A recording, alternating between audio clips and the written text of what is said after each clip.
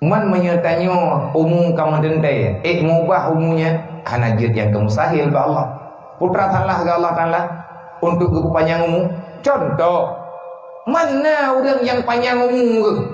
Jatah ke meninggal.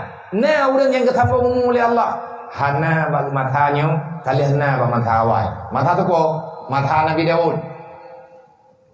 Mata Nabi Daud kalau lebut payah lagi kelai ba Allah Taala aku meninggal dulu. Kasalah dong awal.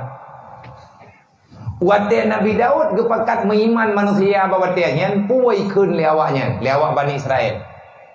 Hai Daud, kamu tim dengar lagi drone pegang. Kamu tim mengiman lagi drone pegang. Tapi syarat, apa syarat? Ni kamu abuci, kamu baik menti-menti je. Pakai menang pegang lewat drone baik menti-menti. Kamu siap mau pisah dengan keluarga. Kamu hana siap mau pisah dengan mak dengan dia. Menyetekedi drone kan nabinya, drone kena mukjizatnya. Cini lagi apa Allah Taala. Jeut kamu nyobek meninggal menyehana leu orang meninggal dari antara keluarga kamu mau iman. Jeut begah le Allah. Yang bedah Nabi Daud berdoa Allah ya Allah, ai begah le awaknya bek meninggal ke ke Allah Taala. Kan kita yang tiga terkelenya.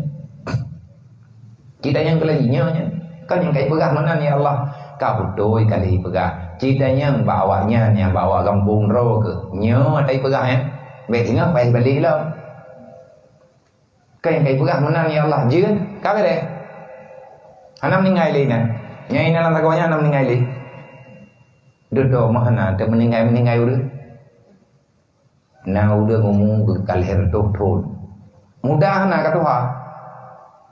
Oh kaputi olehnya tuha laju meninggal sana. Kalau dia binti ji kagak masih dia kagak rudah bapak.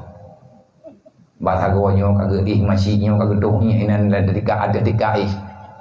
Ipa babini ji hina buci tabo kagak doh kagak ramah. Hana meninggal urang mesti preu urang tuha rap ban tabo rumah. Hana getong pelaku lebih ba anak bayi, lebih ba anak mayat ceng-ceng. Cukup jera awak muda-muda, cukup jera orang pormo. Rame-rame payah jalan pada Nabi Daud. Puakan. Ni pegah Allah Taala ni cok juga di mandu. Katibo rupaji yang tanah pegah le katanya yang terjadi apapun yang terjadi dalam kehidupan katanya itu yang terbaik dalam ilmu Allah kan ke Allah ke katanya jika orang hana meninggal tapi monya katru ajai iza jaa ajaluhum la yasakiru santan wa la yaslimun menan dalam Al-Qur'an monya ajai katru nya hana apa begitu. Artinya tidak ada seseorang, tidak ada siapapun yang bisa lari daripada kematian. Tapi kalau Allah mengkehendaki untuk tidak terjadi kematian, Allah maha kuasa. Manjir tang doa bupanjang doa ju. Mangnya terjadi lihat tang doa hana panjang bagi. Manya ikhlas batang doa fahala geberi oleh Allah. Makna tawil umurana boleh jadi memang panjang umum bibit, boleh jadi umum tanyo dokter, tapi amalan kebaikan ketanyo sama lagi orang yang panjang umum. Ya.